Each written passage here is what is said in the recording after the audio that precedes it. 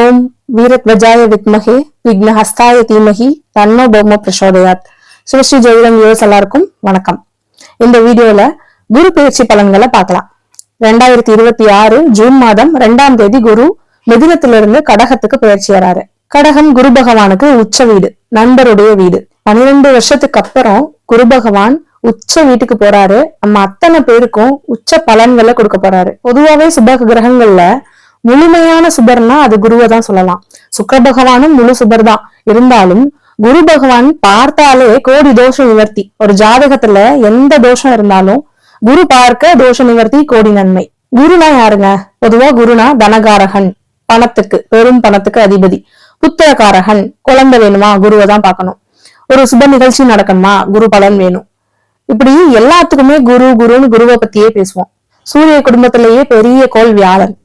சூரியனாக முயற்சித்து தோற்று போன கிரகம் குரு. இந்த வியாழ பகவான், பிரகஸ்பதி, தேவர்களின் குரு. இந்த நவகிரகத்துல இருக்கிற குரு பகவான் அதிக காந்த புலம் கொண்ட கோள்னா அது வியாழன் தான். ஒரு 10 இயர்ஸ் பேக்லாம் பாத்தீங்கன்னா குரு பயிற்சி, சனி பயிற்சி அதெல்லாம் பெருசா யாருக்கும் தெரியாது.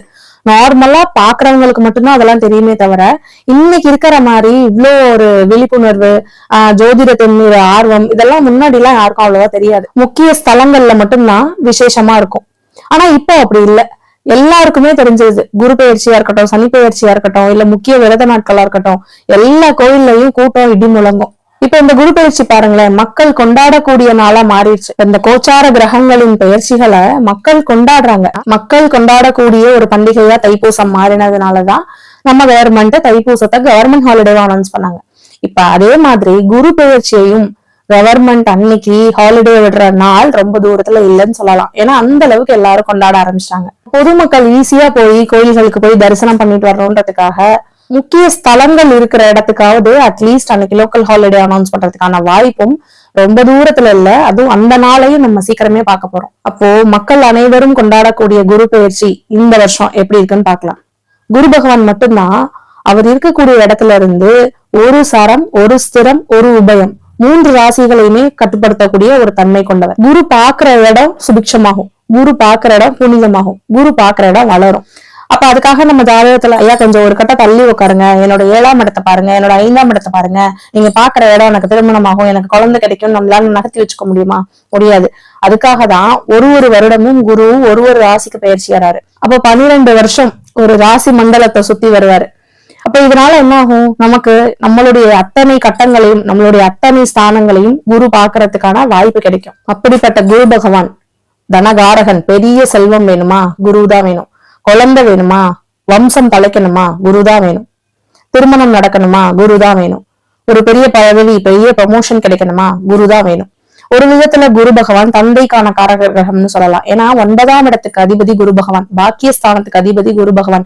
எல்லா பாக்கியமும் வேணும்னா குரு நல்லா இருக்கணும். ஒரு நல்ல ஆசான் வேணுமா குரு நல்லா இருக்கணும். இல்ல நீங்க ஒரு பேராசிரியர் ஆகணுமா குரு நல்லா இருக்கணும். இல்ல ஒரு உயர் கல்வி படிக்கணுமா, கல்விக்கு காரகன் புதன் பகவான், அதெல்லாம் சொல்லலாம்.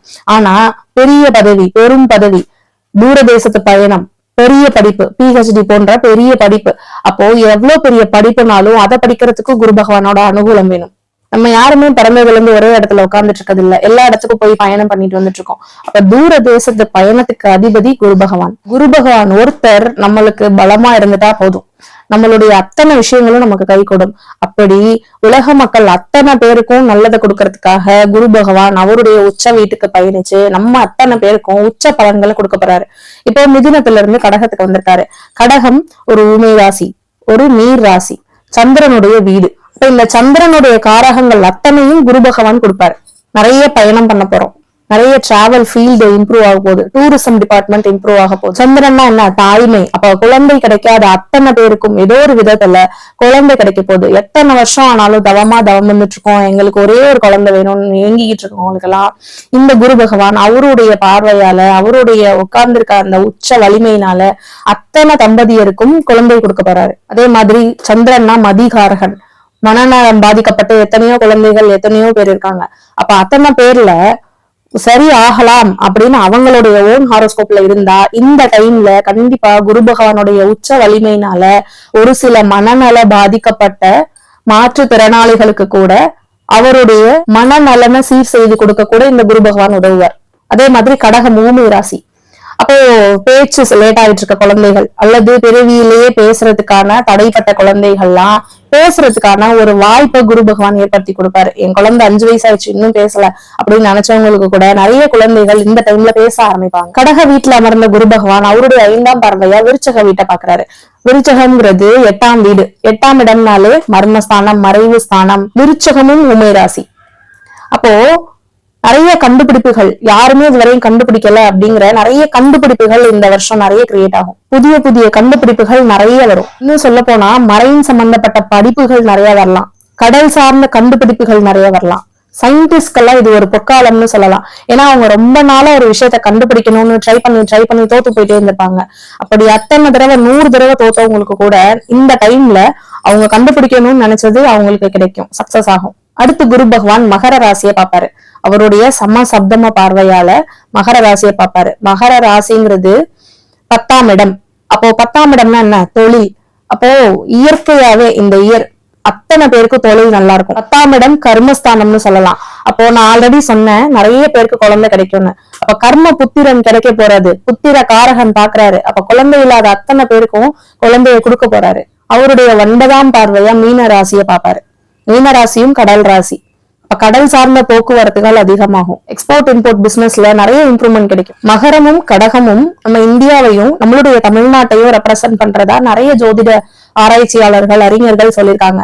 அப்போ ஸ்பெஷலாவே நம்மளுடைய இந்தியாவுக்கும் நம்மளுடைய தமிழ்நாடுக்கும் ரொம்ப ரொம்ப நல்ல காலம்னு சொல்லலாம்.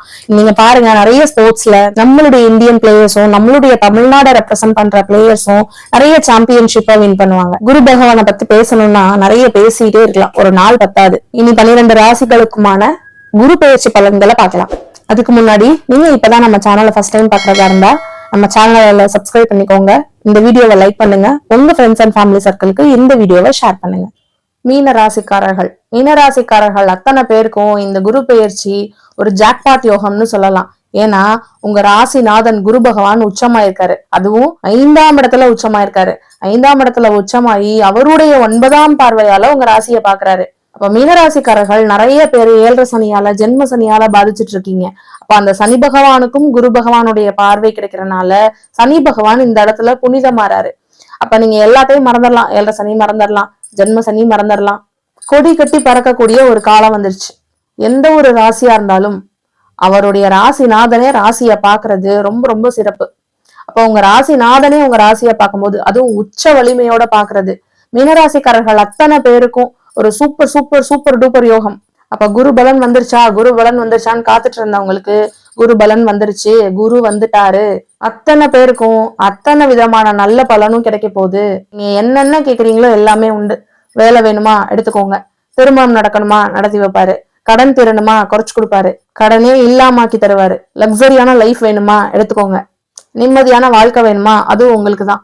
சோ மீனராசிக்காரர்களுக்கு எல்லா விதத்திலையும் குரு பகவான் சப்போர்ட்டா இருக்காரு. இப்ப எங்கெல்லாம் பாக்குறாரு? 9ஆம் இடத்தை பாக்குறாரு. உங்களுடைய 11ஆம் இடத்தை பாக்குறாரு. உங்க ராசியை பாக்குறாரு. 9ஆம் இடத்தை பார்க்கும்போது இயற்கையாவே 9ஆம் இடத்த அதிபதி குரு பகவான், தனகாரகன், புத்திரகாரகன், தந்தைக்கு அதிபதி ஒரு விதத்துல குரு பகவான். அப்போ 9ஆம் இடத்தை பார்க்கும்போது பாக்கிய ஸ்தானத்தை பார்க்கும்போது எல்லா பாக்கியமும் உங்களுக்கு கிடைக்க போகுது. தந்தைக்கு நல்லது, தந்தையால் யோகம், தந்தைக்கு அனுகூலம், இப்படி நிறைய சொல்லலாம். நிறைய பேரு நிறைய பெரிய பெரிய படிப்பு படிக்க போறீங்க. உங்க வீட்லயே நீங்க தான் இவ்ளோ படிச்சிருக்கீங்கன்ற பேர் வாங்க போறீங்க. உங்க நேமுக்கு பின்னாடி 2, 3 டிகிரி இல்ல 4 டிகிரி போட போறீங்க. நிறைய டிராவல் பண்ண போறீங்க. ஃபாரின் போறக்கூடிய யோகம் இருக்கு. 9ஆம் இடம்னா தூர தேசத்து பயணம். அப்போ நம்ம ஸ்டேட்டுக்குள்ளேயே நிறைய டிராவல் பண்றதுக்கான வாய்ப்பும் உங்களுக்கு கிடைக்கும். ஒரு விதத்துல பெண்களுக்கு 9ஆம் இடத்தையும் பார்க்கணும் குழந்தைக்காக.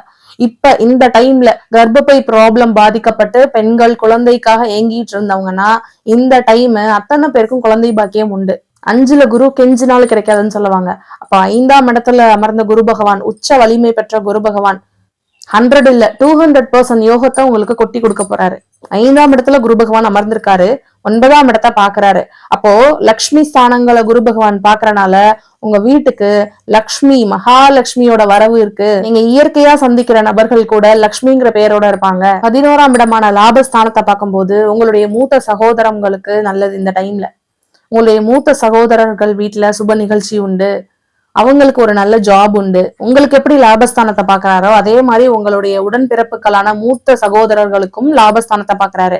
அப்ப உங்களுக்கும் நல்லது, உங்க உடன்பிறப்புக்கும் நல்லது.